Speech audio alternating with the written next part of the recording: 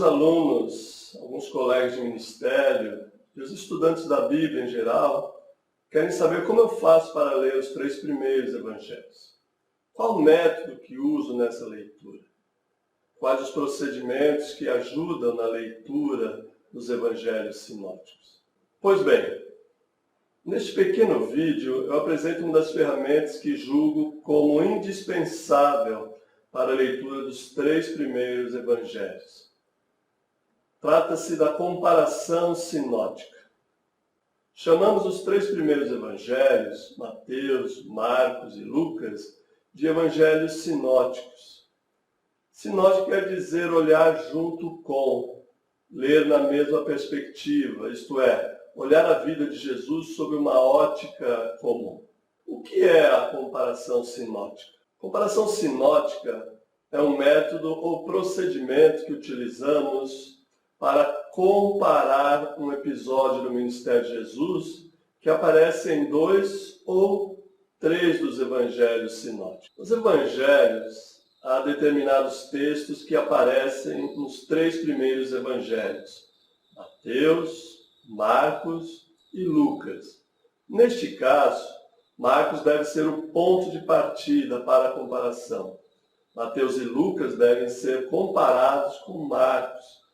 Já no caso de uma narrativa que só aparece em Mateus e Lucas, este segundo deve ser considerado o ponto de partida para a comparação. O que devemos, então, observar em uma comparação sinótica? Devemos observar pelo menos 4 critérios na comparação dos textos. Devemos observar se há, primeiro, conservação, retomada, repetição. A fonte é repetida sem nenhuma alteração. Segundo, a expansão, ou acréscimo ou adjunção. A fonte é retomada e elementos suplementares são acrescentados.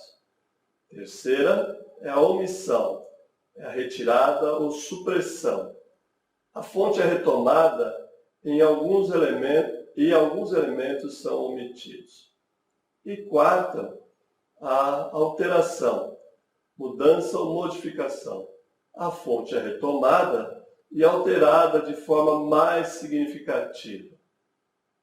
A comparação sinótica deve ter em conta as mudanças quanto ao estilo, vocabulário, sintaxe, semântica, ordem das palavras na frase, teologia, explicação, transposição e assim por diante.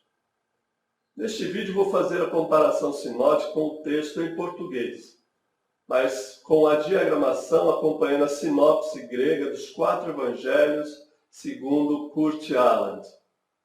Para quem se interessar em aprofundar o estudo, vou deixar o texto grego diagramado no final deste vídeo, as 3 colunas do texto grego. Não custa lembrar que este exercício tem em vista auxiliar no preparo da pregação, do estudo bíblico.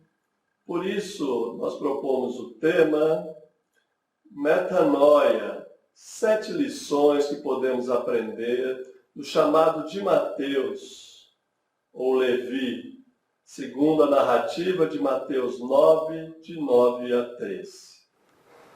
A vocação de Mateus, seu nome significa presente de Javé, está registrado nos 3 primeiros evangelhos. O próprio evangelho de Mateus, 9, de 9 a 13, no evangelho de Marcos, 2, 13 a 17, e no evangelho de Lucas, capítulo 5, verso 27 a 32. Essa narrativa parece ser muito importante para figurar em 3 dos 4 evangelhos. Sua importância está no fato de Jesus estar formando o grupo dos 12 apóstolos. Em Mateus 10, de 1 a 4, ouvimos que o Mestre já tem a lista de convocação completa, na qual o próprio Mateus é designado de publicano. A mesma referência à escolha dos 12 é feita também em Lucas 6, de 12 a 16. Outro fator que confere importância a esse texto é porque ele nos apresenta os fundamentos da missão de Jesus. Fundamentos que contrariam, em grande parte, o discurso religioso de sua época. Fundamentos tais como acolher publicanos e pecadores, exigir mudança radical de vida e comportamento, partilhar a mesa em comunhão com gente desprezada e, sobretudo, chamar pecadores ao arrependimento. Quase iguais, mas com diferenças. O fato de os três evangelhos trazerem a mesma narrativa sobre o chamado de Levi, nome que significa aquele que adere, que se junta a alguém, este é o outro nome de Mateus. Não quer dizer que nos textos sejam iguais. São idênticos, sim, porém não iguais. Quando encontramos um mesmo trecho repetido em mais de um dos evangelhos, precisamos olhá-los em conjunto. Precisamos colocá-los lado a lado e tentar identificar as suas semelhanças e as suas diferenças. Diferenças, pois um mesmo episódio da vida de Jesus pode receber olhares diferentes. Isso se deve ao fato de que cada evangelista tem um propósito específico ao narrar tal evento. Vejamos a vocação de Levi nos três primeiros evangelhos. Grandes semelhanças e pequenas diferenças. Ao compararmos a vocação de Mateus, o publicano, nos três primeiros evangelhos, Mateus, Marcos e Lucas, percebemos rapidamente as grandes semelhanças entre eles, mas também as pequenas diferenças. Em primeiro lugar, observamos que apenas Marcos, verso 13a, e Lucas, verso 27a, iniciam o trecho com uma transição de lugar, indicando que Jesus saiu. Marcos diz que ele foi para a beira-mar. Mateus não tem essa frase. Em segundo lugar, vemos que Marcos, verso 13b e c, diz que a multidão seguia Jesus e ele a ensinava. Isso falta completamente nos outros dois evangelhos. Em terceiro lugar, os três evangelistas são concordes em registrar que Jesus, ao passar adiante, viu um homem, segundo Mateus, Levi de Alfeu, conforme Marcos, e Levi era um coletor de impostos, um publicano, na versão de Lucas. Publicanos eram cobradores de impostos, eram considerados traidores da nação, pois cobravam impostos dos irmãos judeus para o Império Romano.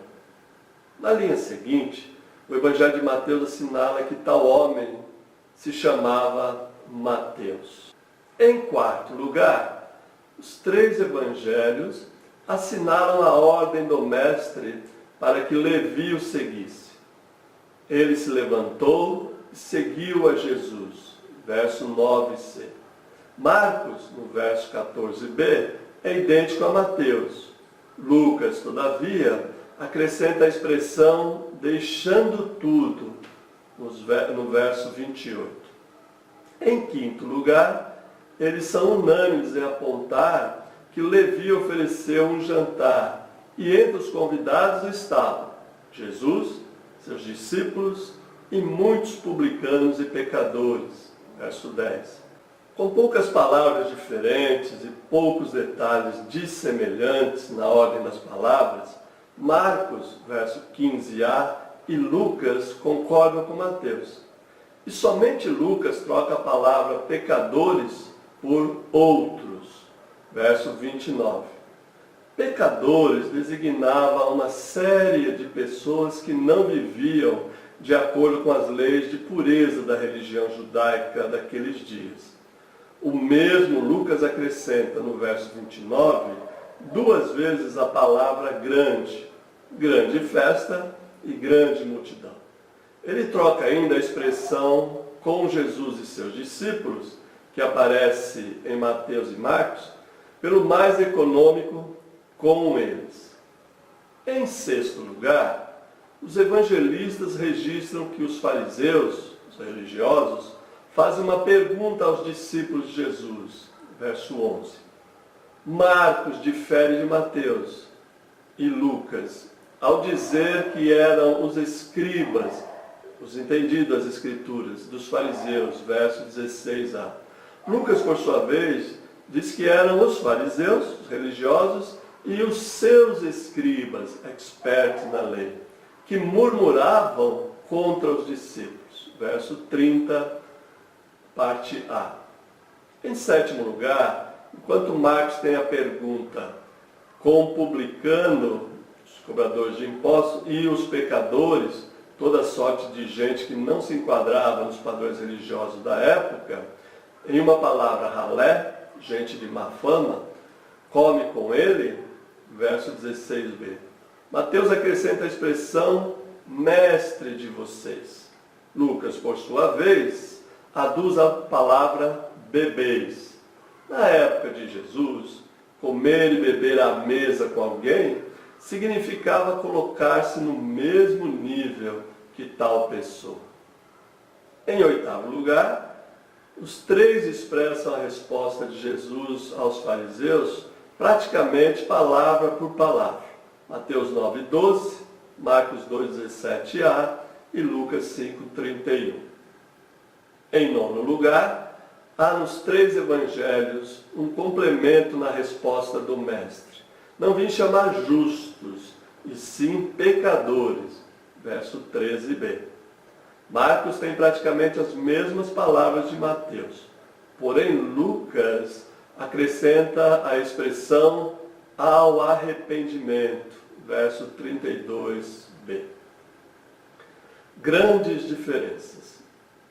Apesar de haver grandes semelhanças e pequenas diferenças, há também três grandes diferenças ao longo do texto. Essas grandes diferenças figuram nos evangelhos como acréscimos e omissões maiores. Vejamos quais são. Em primeiro lugar, Mateus omite a frase toda a multidão vinha a ele e ele começou a ensiná-los. Verso 13b, de Marcos. Lucas procede do mesmo modo que Mateus e omite a frase marcana. Em segundo lugar, Marcos tem outra frase que é omitida pelos outros dois evangelhos, pois havia muitos deles, publicanos e pecadores, e começavam a segui-lo. Marcos, verso 15b.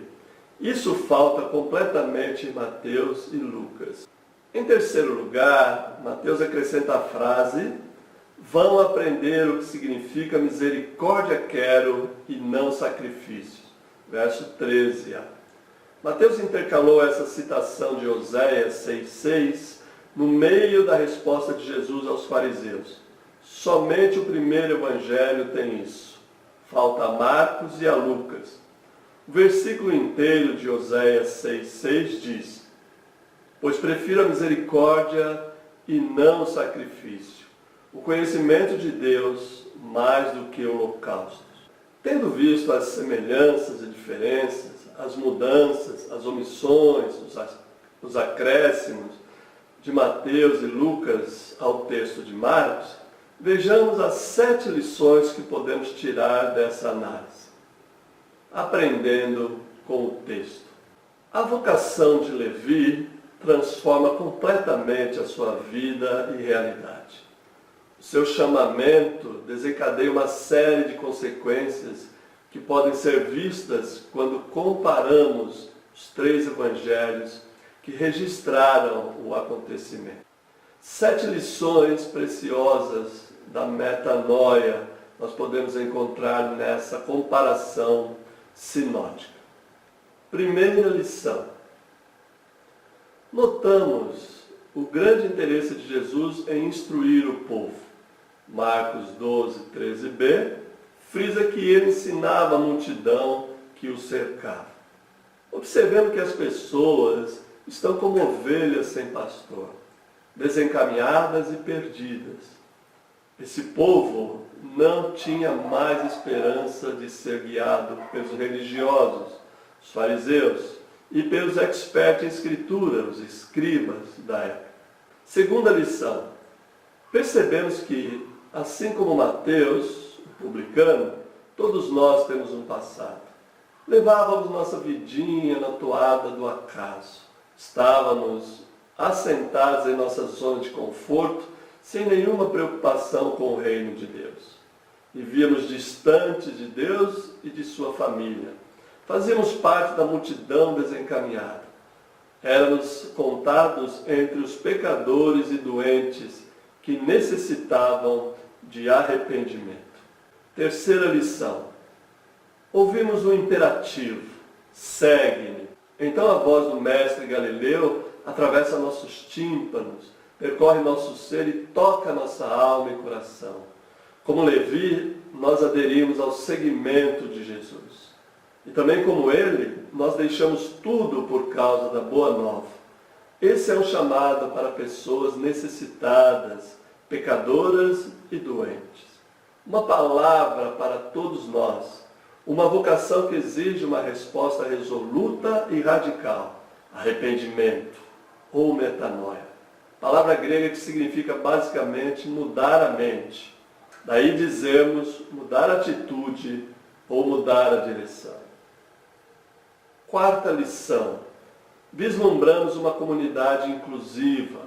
Mateus, nome dele significa presente de Javé, recebe em sua mesa não apenas Jesus, o Cordeiro de Deus, e os seus discípulos, mas acolhe também muitos publicanos, cobradores de impostos e pecadores, a gentalha. Marcos dá destaque ao fato de que muitos dentre essa gente seguia o Mestre. Verso 15b. Assim, Mateus é colocado dentro de uma comunidade que inclui todo tipo de gente. É um grupo que partilha, come e bebe, a comunhão de mesa, um vislumbre da mesa do Senhor. Quinta lição. Reparamos que a decisão de Levi, o aderente, provoca oposição e crítica por parte das pessoas ligadas à religião.